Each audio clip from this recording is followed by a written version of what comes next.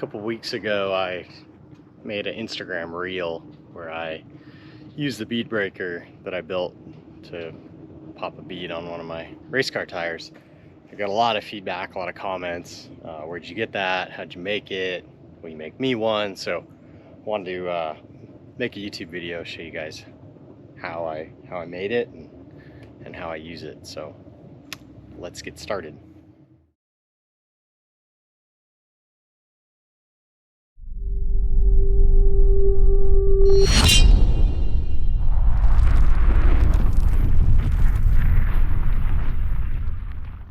Today I'm gonna do a little demo of my homemade bead breaker.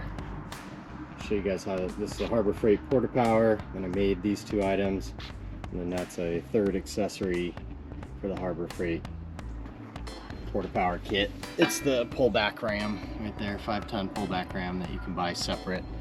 So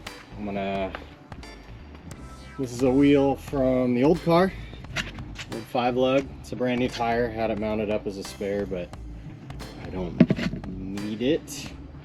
I need to switch it to 8-lug, so I'm gonna go ahead and take this tire off this wheel and get it mounted up on one of the new 8-lug wheels. So had a lot of requests to see what the bead breaker looks like, how it works, how I made it. So get things started and show you guys that process.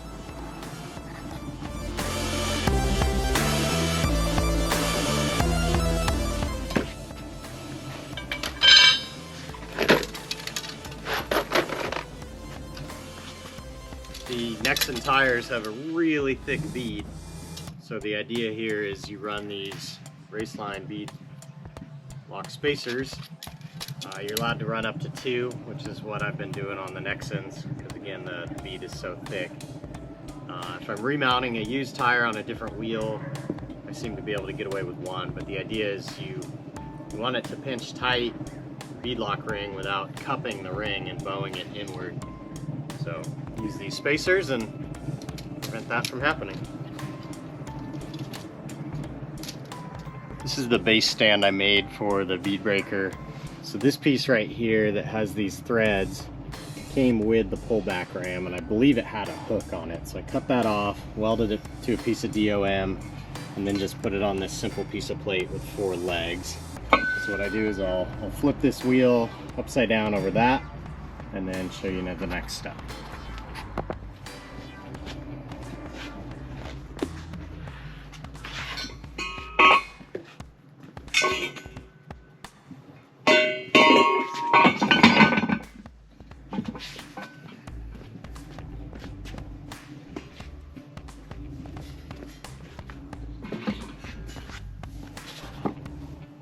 Okay, this piece here, I had local guys with a plasma table cut me this ring out of 1/8 inch. It might be a little more than 1/8 inch, I don't remember, maybe 3/16 plate.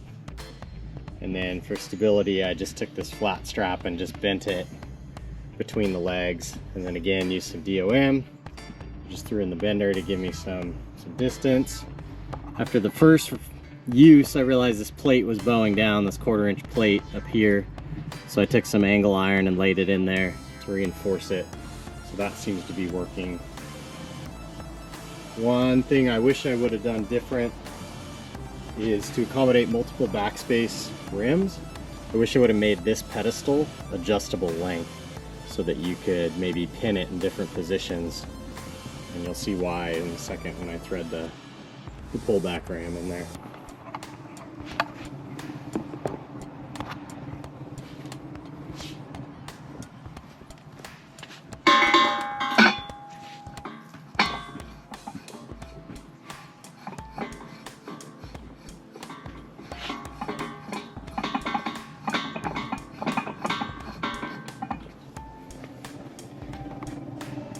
So if I had a different backspace wheel that sat on that pedestal different, I'd either come up short or I'd not have enough throw to get the bead broken on this. So I made this again just for this 3 3/4 inch backspacing Raceline wheel. So if I wanted to use it on like 4 3/4 or anything else, I'd have to cut this pedestal and make it adjustable, which was something that I realized afterwards would be a good modification to make if I made more of these. Last piece of the puzzle is this Porta Power from Harbor Freight. So they make this in two different versions. They make a 4-ton and I think a 10-ton. And because you're breaking the entire bead at once, it's a lot of force required. And I think if I was going to do it again or suggest to anybody else, I'd say just go ahead and buy the 10-ton Porta Power kit. So all you need out of the kit for this is the pump assembly and the handle. And then we just thread this right into the pullback ram and start breaking bead.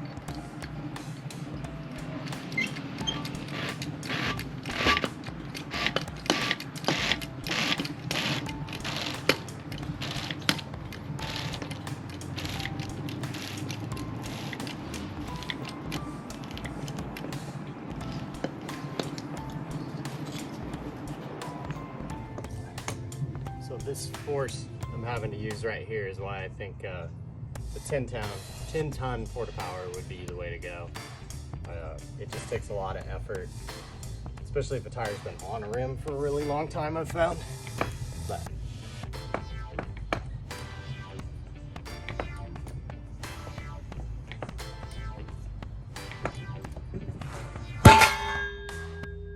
it works. And that's it, just like that. Now we just loosen this knob up. Let's pull back ram, go back, disconnect it all, unthread it. Actually, I take the tire the rest of the way off the rim.